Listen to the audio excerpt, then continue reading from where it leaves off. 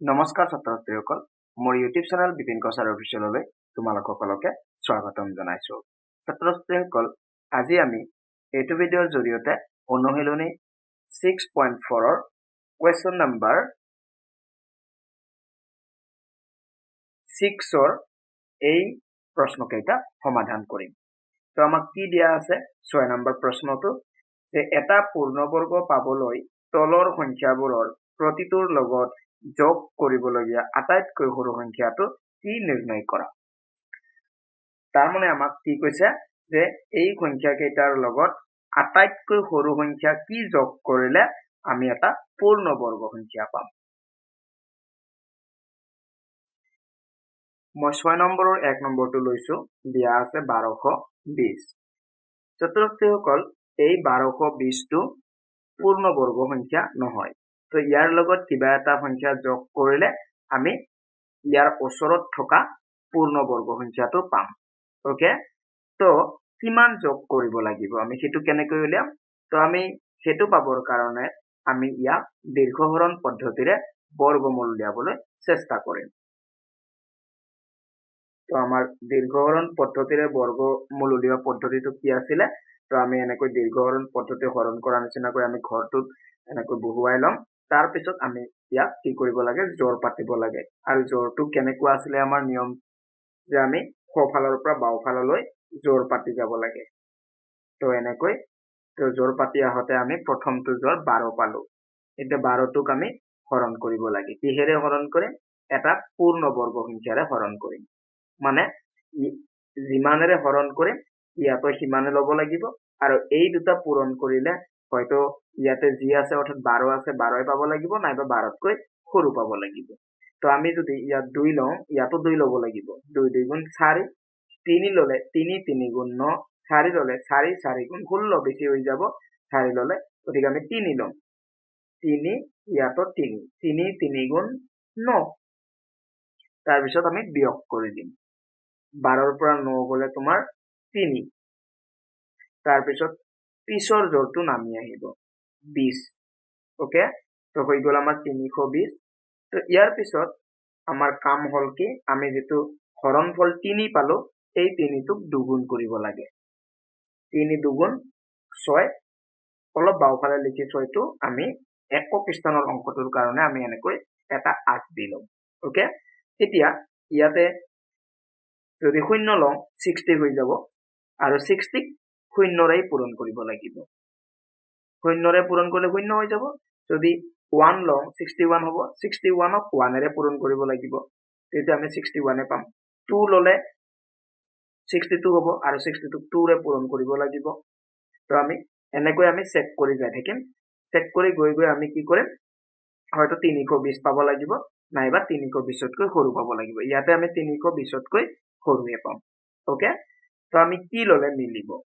তো আমি ইয়াতে 4 লৈ চাওঁ। 4 যদি লওঁ 64 হ'ব আৰু 64ক আমি 4ৰে পূৰণ কৰিব লাগিব। 4 4 গুণ 16, 6 হাতত থাকিব 1, 6 4 গুণ 24 একে 25, 256।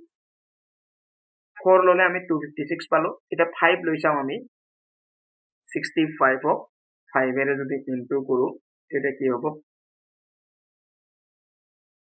5 5 গুণ 25ৰ পাছত থাকিব 2, 5 6 গুণ 30 আৰু 2 32। তো 65 ল'লে অৰ্থাৎ 65 ল'লে 5ৰে যেতিয়া আমি পূৰণ কৰিম তেতিয়া আমি পাই যাম 325। ইয়াতকৈ বেছি হৈ গ'ল। তো আমি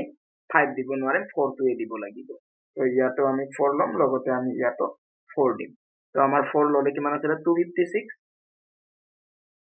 তাৰপিছত আমি বিয়োগ কৰি দিম। ইয়াত 10 10ৰ 6 গ'লে তোমাৰ 4।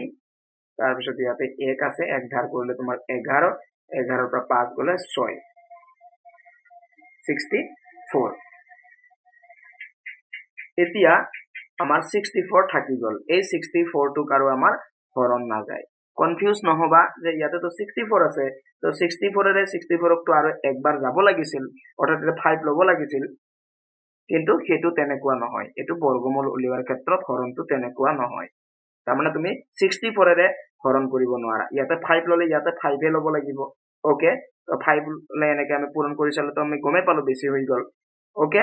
তো আমাৰ 34 হৈ গল তাৰ মানে 120তকৈ সৰু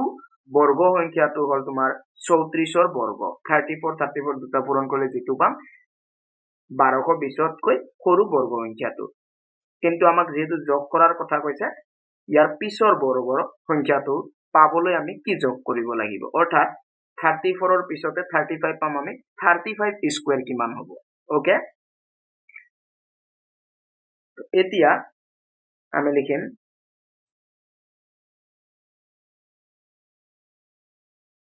এতিয়া 34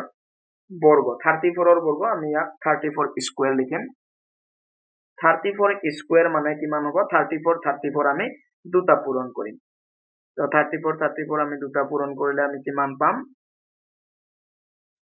4 4 গুণ 16 হাতত থাকিব 1 4 3 গুণ 12 1 13 3 4 গুণ 12 হাতত থাকিব 1 3 3 গুণ 9 1 10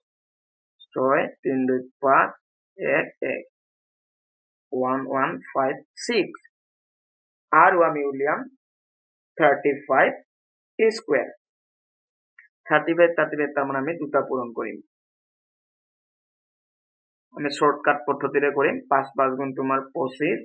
তাৰ পিছত ইয়াতে 1 বঢ়াই লম আমি 4 হ'ব 3 4 গুণ 12 তাৰ মানে তোমাৰ 1 2 2 5 তো এতিয়া চোৱা 34 স্কয়াৰ মানে তোমাৰ 1156 আৰু 35 স্কয়াৰ মানে হল তোমাৰ 1225 তো আমাক দিয়া আছিল সংখ্যাটো যে এই যে 1220 এটা এই 1220ৰ লগত কি যোগ কৰিলে তোমাৰ পূৰ্ণ বৰ্গ সংখ্যা পাম বুলি কৈছে এতিয়া আমাক যেটো দিয়া আছে 1220 এই দুটাৰ মাজত আছে সেই 1220 টো 1156 আৰু 1225ৰ মাজত আছে তো গতিকে আমাৰ 1225 পাবলৈ আমি কি যোগ কৰিব লাগিব তো আমাৰ এই 1225 আমি পাইছো নহয় তো আমি বিয়োগ কৰি দিম 1225ৰ পৰা যেটো দিয়া আছে আমাক 1220 এটো আমি বিয়োগ কৰি দিম তো আমি লাষ্টত আমি এনেকৈ লিখিম তো এটা পূৰ্ণবৰ্গ পাবলৈ 1220ৰ লগত যোগ কৰিবলগীয়া সংখ্যাটো মানে আটাইতকৈ সৰু সংখ্যাটো হ'ব আটাইতকৈ সৰু সংখ্যাটো হল কি কৰিব লাগিব আমি 35ৰ বৰ্গ আমি যিমান পালো 1225ৰ পৰা যেটো দিয়া আছে অৰ্থাৎ 1220 টো আমি বিয়োগ কৰি দিলে 5 পাই গলো আৰু এই 5 টোৱে তোমাৰ এই 1220ৰ লগত যোগ কৰিলে তোমাৰ যেটো পাম অৰ্থাৎ 1225 পাইছো নহয় এইটো পূৰ্ণবৰ্গ হ'ব তো আমাৰ উত্তৰটো হল 5 যোগ কৰিব লাগিব ইয়াৰ পিছত 2 নম্বৰটো আছে 1750 তো ইয়াৰ লগত আটাইতকৈ সৰু কি সংখ্যা যোগ কৰিলে আমি পূৰ্ণবৰ্গ সংখ্যা পাম ইয়াকো আমি দীৰ্ঘহৰণ পদ্ধতিৰে হৰণ কৰি সৰু বৰ্গ সংখ্যাটো আমি উলিয়াই লম আগতে তো আমি জোৰ পাতিম তো 17 পৰি গল তোমাৰ 4 হ'ব 4 ইয়াতো 4 4 4 গুণ 16 বিয়োগ কৰিলে হাতৰ পৰা 6 গলে 1 ইয়াৰ পিছৰ তোমাৰ 50 টো নামি আহিব তাৰ পিছত এই 4 টো ওপৰৰ ভাগফল যেটো আমি 4 পাইছো তাক আমি 2 গুণ কৰিব লাগিব 4 2 গুণ 8 তাৰ পিছত এটা 8 আনি ললো এতিয়া কি ললে আমাৰ মিলিব বা ইয়াতকৈ আমি সৰু পাম তো আমাৰ 1 ললে 81 1 গুণ 81 2 ললে তোমাৰ 82 আৰু ইয়াক 82 আমি 2 ৰে পূৰণ কৰিব লাগিব 2 2 গুণ 4 8 2 গুণ 16 164 তো 2 দিলে তোমাৰ বেছি হৈ যাব তো আমি 1 লব লাগিব 1 ললে ইয়াতো 1 81 1 গুণ 81 হ'ব বিয়োগ কৰিম 10ৰ পৰা 1 গলে 9 ইয়াতে 4 আছে 4ৰ পৰা তো 8 না যায় তো 14 হ'ব 14ৰ পৰা তোমাৰ 8 গলে 6 69 থাকি গল তো এতিয়া আমাৰ এই 41 টো হল ইয়াতকৈ সৰু বৰ্গ সংখ্যা মানে 41 স্কয়াৰ 41ৰ বৰ্গটো ইয়াতকৈ সৰু বৰ্গ সংখ্যাটো হ'ব এতিয়া আমাক কৈছে ইমানৰ লগত কিমান যোগ কৰিলে আমি এটা পূৰ্ণ বৰ্গ সংখ্যা পাম গতিকে 41ৰ পিছতে থকা হল 42ৰ বৰ্গ সংখ্যা যেটো হ'ব সেইটো পাব লাগিব আমি ইমানৰ লগত যিমান যোগ কৰিব লাগে ওকে তো আমি লিখিম এতিয়া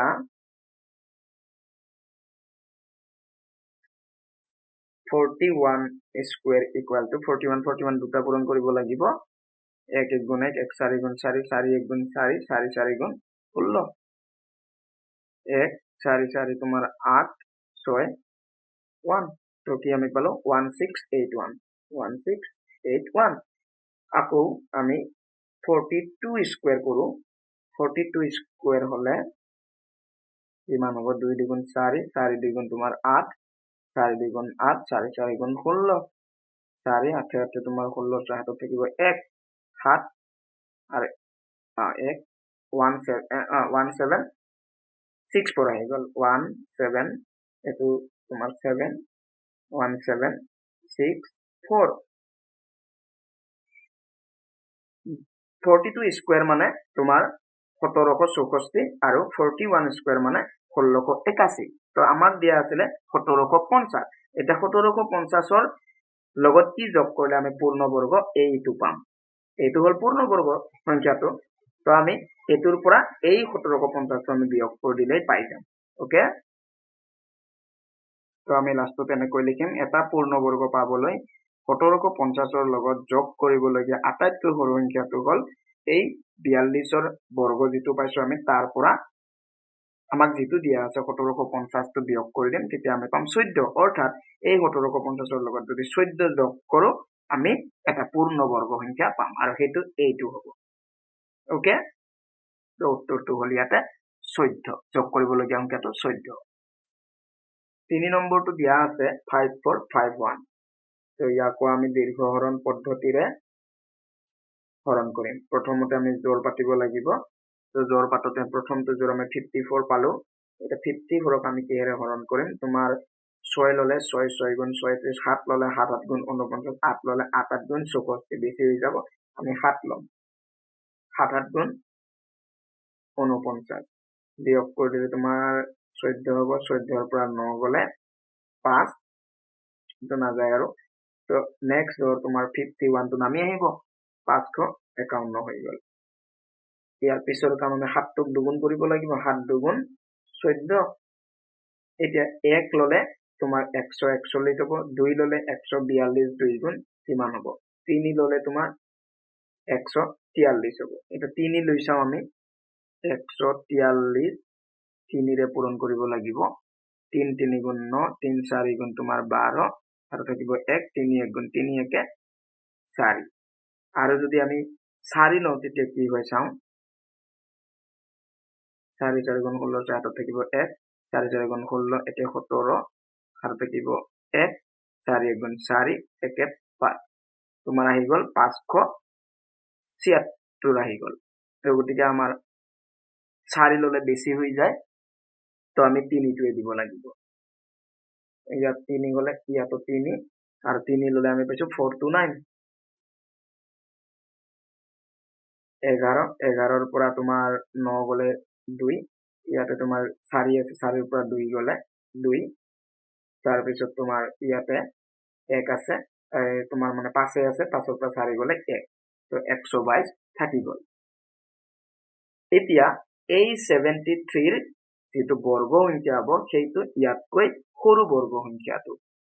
ওকে তো আমাক ডাঙৰটো লাগে তো আমি লিখিম এতিয়া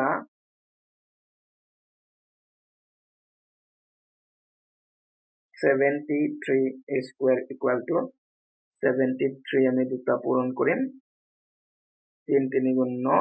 7 3 গুণ 21 7 3 গুণ 21 ৰ 1 হাতত থাকিব 2 7 8 গুণ 49 50 51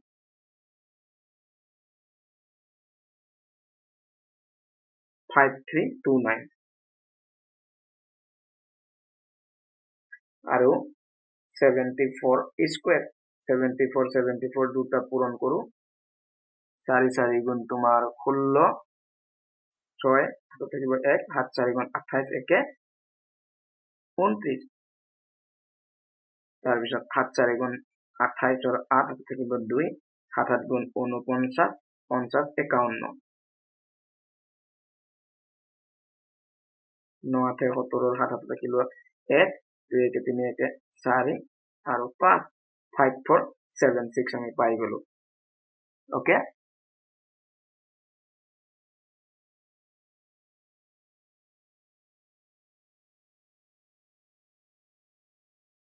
তো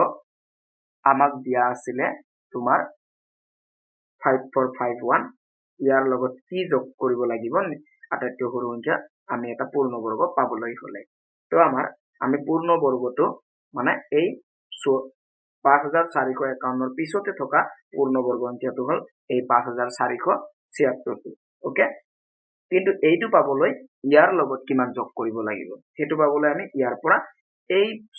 5451 টো বিয়োগ কৰি দিব লাগিব এতেকে এটা পূৰ্ণবৰ্গ পাবলৈ 5451 লগত যোগ কৰিবলগীয়া আটাইতকৈ সৰু সংখ্যাটো হল এইটোৰ পৰা আমি যেটো দিয়া আছে এটো বিয়োগ কৰি দিলে যি পাম সেইটোৱে হ'ব অৰ্থাৎ 25 ওকে ইয়াৰ পিছত 4 নম্বৰটো আছে 1015 ইয়াকো আমি একে নিয়মেৰে কৰিম জোৰ পাতিলে আমাৰ 10 পৰি গল প্ৰথমটো জোৰ তোমাৰ 3 ৰে যাব 3 3 গুণ 9 বিয়োগ কৰা 1 ইয়াৰ পিছত পিছৰ জোৰ 15 নামি আহিব এটা আমাৰ কি কাম এই ওপৰৰ ভাগফল 3 টোক দুগুণ কৰিব লাগিব 3 দুগুণ 6 এটা আমাৰ কি ললে মেলিব 1 ললে তোমাৰ 61 হ'ব 2 ললে 62 62 টো আমি কৰি চাও 2 ৰে পূৰণ কৰিব লাগিব 2 দুগুণ 4 6 দুগুণ 12 124 কিন্তু ইয়াতে আছে 115 অৰ্থাৎ 2 ললে বেছি হৈ যাব 1 লব পাৰিম আমি 1 ললে 130 1 গুণ 130 হ'ব বিয়োগ কৰা 5 ৰ পৰা 1 গলে 4 11 ৰ পৰা 6 গলে 5 ওকে এতিয়া এই 31 পালো নহয় আমি এই 31 ৰ যেটো বৰ্গ হ'ব সেইটো ইয়াতকৈ সৰু হ'ব কিন্তু ইয়াতকৈ ডাঙৰটো লাগে আমাক অৰ্থাৎ ইয়াৰ লগত কিবা যোগ কৰিলে আমি এই 31 ৰ পিছতে থকা অৰ্থাৎ 32 ৰ পূৰ্ণবৰ্গটো পাম ওকে তাৰ কাৰণে আমি লিখি লওঁ 31 স্কয়াৰ ইকুয়াল টু কিমান 1 1 গুণ 1 1 3 গুণ 3 3 1 গুণ 3 3 3 গুণ 9 961 আৰু 32 স্কয়াৰ ইকুয়াল টু কিমান হ'ব 2 2 গুণ 4 2 3 গুণ 6 3 2 গুণ 6 3 3 গুণ 9